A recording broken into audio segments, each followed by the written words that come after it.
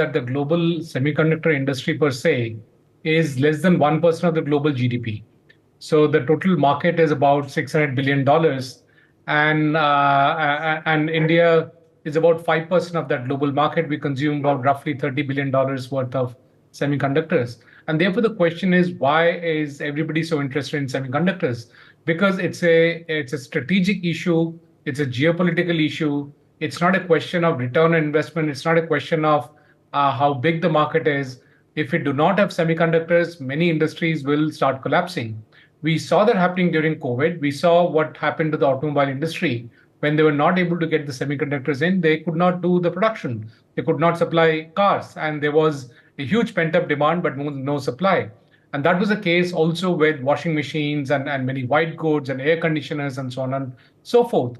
So semiconductors has become very critical in the supply chain of most modern appliances, which is where you will see the US government, be it Trump and then Biden, and then before that Obama. They all were focused on the fact that the semiconductor industry is slipping out. They formed the PCAST, which is a presidential committee on semiconductors, for that matter, and they had a continuous, unbreakable policy and steps taken to make sure that the semiconductor industry comes back to US, and US continues to dominate the semiconductor industry. China, as Pankaj mentioned, had made enormous amount of investments, not just in fabless chips, but also in actually putting up the fabs. In fact, every one of the Renaissance fabs that got sold out in the 2012, they were all picked up by China and relocated into China at a much lower cost than what the Indian government was thinking of in 2012. So the Indian government was willing to spend about $5 billion. These fabs got sold at one-tenth the cost, about $100 million each, and they took off. So China has become a dominant player in semiconductors thanks to their two-pronged approach of getting both the fabs and the fabless companies into China.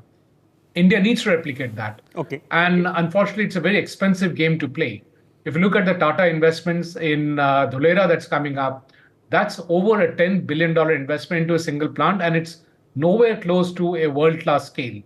And also the kind of technologies that you were mentioning about, Rishabh, about single-digit micron technologies, those are expensive to get, and there are many walls that have been created to get that.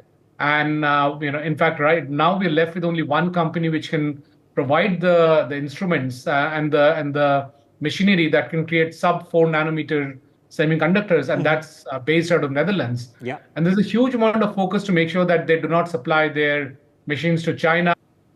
Yeah, there are multiple dimensions to it, and I think 5 of them was captured by Pankaj in what he mentioned.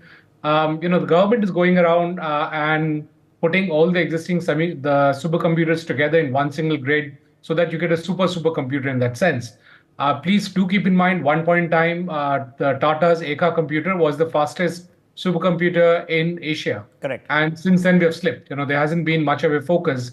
But by putting all of these supercomputers together, we will be able to provide a better supercomputing facility than what exists in the country, but it's still not the best in the world. Now, a supercomputer involves the skills to put together the parallel computing architecture. It involves putting the processors together. The process itself involves the design and the manufacturing, which are two different skill sets, largely speaking, and then having a layer of algorithms on top of it, which will help pull all these microprocessors and all these facilities together, and then enormous amount of power to really push it.